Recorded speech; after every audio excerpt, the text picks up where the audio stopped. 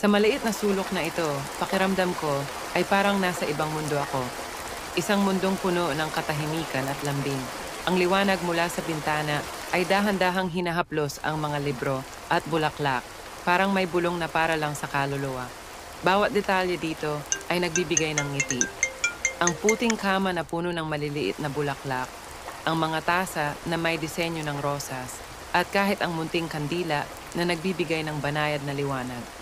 Para sa iba, baka simpleng bagay lang ito, pero para sa akin, ito ang munting mahika. Ang mahika na nagpapaalala na ang kaligayahan ay nandyan lang sa mga simpleng bagay.